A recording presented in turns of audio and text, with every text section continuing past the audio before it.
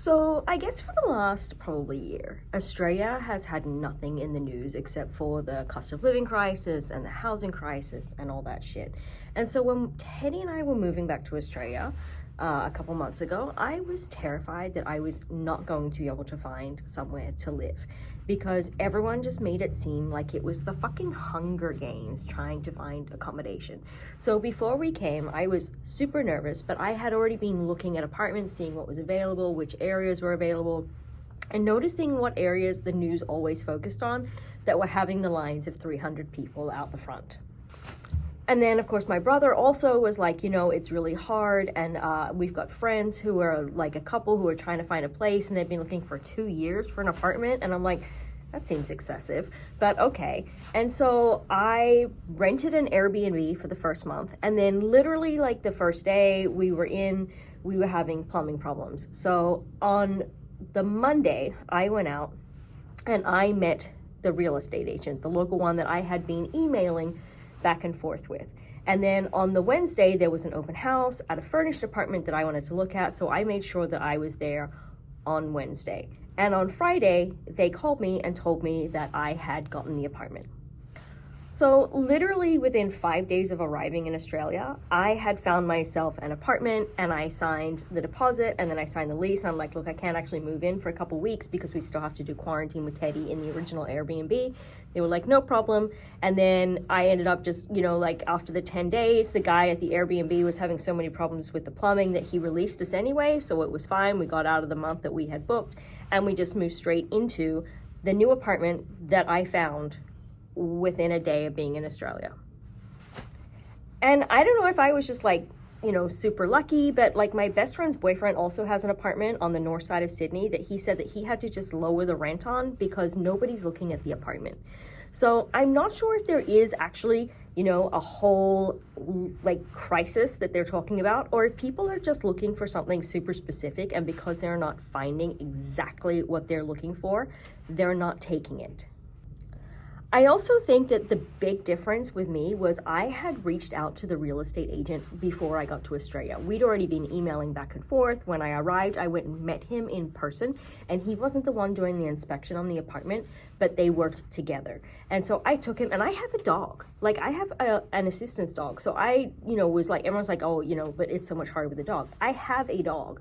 I went and took the dog and met him because we were supposed to be in quarantine, but because of the plumbing issue, we couldn't actually stay in the apartment. So we walked the 2 blocks to the realtor. I'm like, here's the dog. And everything was fine. They met them. They saw he was perfect. And then, of course, my assistance agency sent in a letter showing that he wasn't a proper assistance dog. So, I mean, yes, that probably was easier than a regular pet. But literally within 5 days of getting off the plane, I had signed a lease on an apartment. And then this week, one of the other girls who was moving from Spain with her assistance dog had already signed a lease before she even arrived in Australia. Now, it's not like I just chose whatever in wherever. I had like requirements of what I needed. I don't have a car, so I had to be near public transport. I also wanted to be near a supermarket because some of the places that I was looking at were really nice.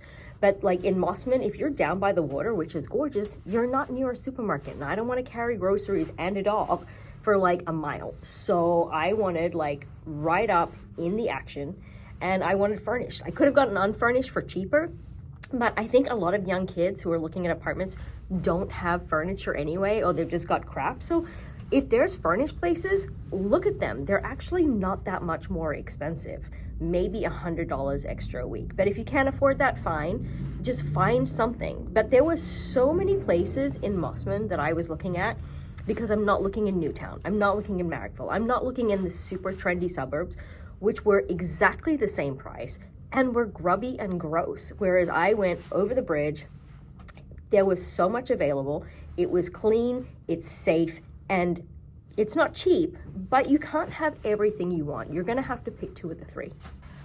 But here's the thing, I don't get my nails done. I don't get my eyebrows done, you can tell. I don't get my eyelashes done. I'm not having my hair bleached every 4 weeks. Like, I am conservative with my money. I'm not buying lattes every day. I either make them at home or I make them at work, or it's a real treat when I actually get breakfast somewhere. Most days I bring my own lunch to work because I'm Gen X and we remember when you didn't eat out every day. You didn't have your nails done every week. Like, there's a cost of living crisis, but all of us older people, you know, who everyone complains about, it's not that we're making so much more money. It's just we're more conservative with where we spend it. We pick and choose what's important to me, and I would rather spend an extra $100 a week to live in a nice area than get my nails done. But look, I know there's going to be a whole bunch of pissed off younger people in the comments underneath this who are like, oh, well, just because you had an experience doesn't mean it's the same for everybody. But here's the thing. I don't give a fuck. What I'm telling you is that it is possible. There are places out there where you can find somewhere to live. You just have to kind of adjust what you're looking for. And don't just be one of 300 people standing in a line for a 15-minute inspection. Like, even my brother in the end was like, when he was looking at apartments and finally he was asked a realtor what's going on, they were like, well, you're just a face in a crowd, like you mean nothing to me. And so he went and made friends with realtors, and that's when he finally got the apartment. So go out, you know, reach out to people, like talk to realtors, find out what's out there, make sure that they know you, because everybody wants to do business with their friends. So become friends with people, you know, that are in the business, and then be less picky.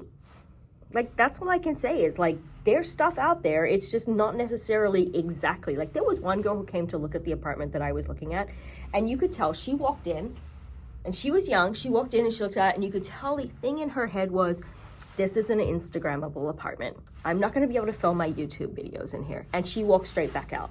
And the apartment's great. Like, I love it. It's perfect. It's got everything I need. It's right next to the bus. I can walk to, like, the supermarket.